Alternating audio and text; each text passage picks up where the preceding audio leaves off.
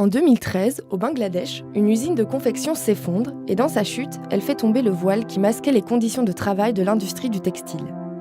Dans le monde entier, les consommateurs se réveillent et remettent en question les actions de la mode conventionnelle. La Fashion Revolution est mise en mouvement, engendrant une demande croissante des consommateurs pour des procédés respectueux de l'humain et de la nature. Malgré cela, la situation n'a pas beaucoup évolué. L'exploitation des travailleurs est encore d'actualité dans certains pays d'Asie. En plus de conditions de travail difficiles, la plupart des employés sont forcés d'accepter des horaires surchargés pour répondre aux besoins de leur famille. Au Bangladesh, un quart de la population vit encore sous le seuil de pauvreté. Des enfants n'hésitent pas à quitter l'école et travailler 64 heures par semaine pour aider leurs parents.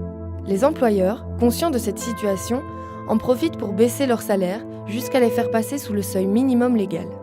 La demande d'emploi est supérieure à l'offre des usines, c'est pourquoi les travailleurs n'osent pas demander de salaire plus décent, de peur de se faire remplacer aussitôt par d'autres plus dociles.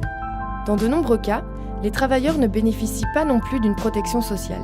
En cas d'accident au travail, ils ne reçoivent donc aucune aide des institutions. Pourtant, le danger est grand dans les ateliers de production. Chaque jour, les ouvriers sont exposés à des composants dangereux, produits chimiques et métaux lourds provoquant intoxication, troubles respiratoires, cancers et autres handicaps. En plus d'affecter la santé des travailleurs, ces produits chimiques détruisent leur environnement. L'industrie textile est la deuxième plus polluante au monde après l'industrie pétrolière. Les eaux usées, remplies des produits chimiques utilisés lors des teintures et des lavages, finissent leur course dans les rivières et les fleuves. Elles détruisent au passage la faune et la flore, mettant en péril les écosystèmes et l'agriculture locale. Malheureusement, cela ne s'arrête pas là. Nos vêtements parcourent des milliers de kilomètres avant d'arriver en magasin. De la création des matières premières aux produits finis, on estime qu'un vêtement peut parcourir jusqu'à 65 000 km, ce qui correspond à 5 fois le tour de la Terre.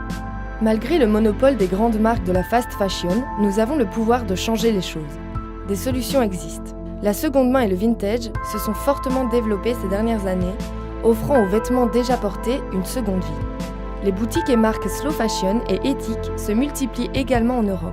Consommer éthique n'est pas une mode, c'est un choix de vie. Chaque geste fait une différence. À quand le tien ?